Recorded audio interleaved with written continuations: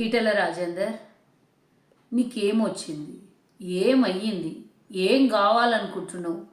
ఎవరి మీద ఏడుస్తున్నావు? అత్త మీద కోపం దుత్త మీద చూపించినట్లు అసలు ముఖ్యమంత్రి గారిని పట్టుకొని ఇష్టం వచ్చినట్లు మాట్లాడుతున్నావు. నోరా తాటి మట్టనా, లేకపోతే గడ్డి తినే నోరా, పెండ తినే నోరా, ఏం తినే నోరో నాకు అర్థమవుతలేదు. ఏందో సౌముడి అనుకున్నా, కానీ ఏంది అన్పార్లమెంటరీ వర్డ్స్ మాట్లాడుతున్నాను. కనీసం నీ మీద నిన్ను గౌరవించే గతంలో ఎప్పుడైనా కాస్తనన్నా కేసీఆర్ నిన్ను ఎలగొట్టిండు బయటికి అని కొంచెమన్నా నీ మీద ఇది ఉండే, అది కూడా పోగొట్టుకొని ఇష్టం వచ్చినట్ల ప్రెస్టేషన్లా నీ పార్టీ మీద, నీ నాయకుల మీద తిట్టాల్సిన తిట్లని మా ముఖ్యమంత్రి మీద తిడుతున్నాను. నిజంగానే నీకు బుద్ధి జ్ఞానము నిజంగానే ఏమన్నా ఉంటే దేశంలో ఇన్ని అరాచకాలు జరుగుతున్నాయి, ఇన్ని రకాల ఇబ్బందులు అవుతున్నారు ప్రజలకి, మాట్లాడినవా ఎప్పుడన్నా నువ్వు? దాని మీద ఎప్పుడన్నా మాట్లాడినావు ఒక్కరోజన్నా? ఈరోజు కూడా అడుగుతున్నా నేను, ఎందుకు లొంగిపోయిండు మీ మోదీ అని అడుగుతున్నా. ఆ మోదీని తిట్టు ఈ మాటలు.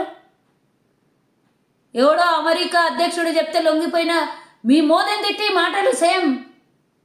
దేశ ప్రజలంటే 140 కోట్ల మంది జనాభా, దేశం అంటే మట్టి కాదో మనుషులో అని ఆనాటి పెద్దలు చెప్పినట్ల మీ మోదీ ఆడినట్లు ఆటలు కావని మోదీని తిట్టు.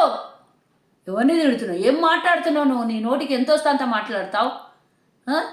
అధ్యక్షుని పదవి ఇయ్యలేదని ఆ ప్రెస్టేషన్తో అక్కడ బండి సంజయ్ మీదనో లేకపోతే మీ కేంద్రం మీద, మీ నాయకుల మీద తీయాల్సిందంతా మా మీద తీస్తున్నావేంది నువ్వు? ఖబర్దార్, పెద్దోనివి, వయసులో పెద్దోనివి, లేకపోతే పార్లమెంట్ సభ్యునివి అని చెప్పేసి ఊరుకుంటున్నామేమో, కానీ నువ్వు మర్యాద, మంచి మర్యాద లేననివి. రాష్ట్రానికి ముఖ్యమంత్రి రేవంత్ రెడ్డి గారిని పట్టుకొని ఇష్టం వచ్చినట్లు నువ్వు మాట్లాడితే చూస్తూ ఊకుండడానికి ఏమన్నా పిచ్చోళ్ళక్క కనబడుతున్నారు? రా, ఏడికొస్తావు రా. నువ్వు ఎంపీ పదవిని పక్కకు పెట్టిరా, సామాన్య ప్రజల్లాగా రా. నీ అంత చూడకపోతే ఇక నేను అన్నని ఇక డాష్ డాష్ డాష్. ఏం మాట్లాడుతున్నావు? గత 10 ఏళ్ల కింద నువ్వు 10 ఏళ్ళు నువ్వు అవతల పార్టీలు ఉన్నప్పుడు కేసీఆర్ ముండమోసిండు రాష్ట్ర ఆర్థిక వ్యవస్థని. అప్పుడు ఎందుకో మాట్లాడలేవు. ఇప్పుడు రేవంత్ రెడ్డి కుదిర్చి అన్ని వ్యవస్థల్ని సరిగ్గా చేయని పోతుంటే ఆయన మీద మాట్లాడతావు. నోరా తాటి మటనా? ఏం ఎంత వస్తే అంత మాట్లాడుతున్నావు. పార్లమెంట్ సభ్యుడు అని మర్చిపోయినావా? మాకు మాటలు రావనుకుంటున్నావా? నువ్వు మాట్లాడిన మాటలకు జవాబు రావనుకుంటావా? బిడ్డ, ఒకసారి రేవంత్ అన్న నిన్ను మహాలక్ష్మి దేవాలయం కాడ నిలబడి పిలిచిండు నిన్ను. ఇప్పుడు కూడా చెప్తున్నా, అదే మహాలక్ష్మి దేవాలయం కాడ ఓ రోజు పోయి ఏడ్చే రోజు నీకు పక్కా వస్తుంది. నిన్ను కేసీఆర్ తన్నే ఎందుకు పంపించిండో ఇప్పుడు అర్థమవుతున్నది. ఈడ దాన్ని పంపించే రోజులు దగ్గర పడ్డాయి. లాస్ట్ కాడ అమ్మవారి మహాలక్ష్మి అమ్మ గుడి కాడ పోయి ఏడ్చే రోజులు దగ్గరకు వస్తాయి. అది గుర్తుంచుకో. ఇంకొకసారి ముఖ్యమంత్రి గారికి కానీ, లేకపోతే మా నాయకులకు కానీ, ప్రభుత్వం మీద కానీ అడ్డమైన చెత్త కూతలు కూస్తే నోటికి ప్లాస్టర్ వేసి లేదా నాలుక గుంజి కోసేస్తారని హెచ్చరిస్తున్నా. నువ్వు పెద్దోడివో చిన్నోడివో పదవుల పెద్దోడివో నాకు అనవసరం. మా ముఖ్యమంత్రి గారిని తిట్టినాక నువ్వు ఎంతోడివైనా మాకు అనవసరం. నోరు జాగ్రత్త పెట్టుకో, అదుపులో పెట్టుకో, కంట్రోల్లో పెట్టుకో. లేదంటే చాలా దీనికి పరిణామం ఎదురు చూడాల్సి ఉంటుంది.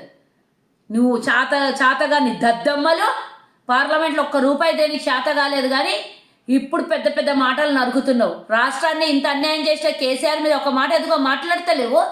నీకు అన్యాయం చేసిన తెగ ఏడ్చినావు అప్పుడు కుటుంబ సమేతంగా. ఇప్పుడు మాట్లాడవు ఎందుకో? కేసీఆర్ చేసిన అన్యాయం మోసానికే నేను కూడా ఆ అన్యాయం మోసంలో హెల్త్ మినిస్టర్ ఉన్నప్పుడు, ఇంకో శాఖ మంత్రిగా ఉన్నప్పుడు నా సర్వనాశనం చేస్తే ఈ గతి బట్టి కాంగ్రెస్ చేతిలో పెట్టిన తర్వాత దాన్ని కుట్టుకుంటూ వస్తున్నారు బొంతలా. కానీ ఎందుకో చెప్పనికి వస్తలేదు. జాగ్రత్త పెట్టుకో. మర్యాద ఇచ్చినంతసేపే మర్యాద ఇస్తాం. మర్యాదకు నువ్వు మర్యాద తీసేసినప్పుడు నీకు మర్యాద లేదు, గిర్యాద లేదు. పబ్లిక్లో బయటికి వస్తే నువ్వు అన్నావు చూడు, అంతకన్నా ఎక్కువ చేస్తారు నీకు.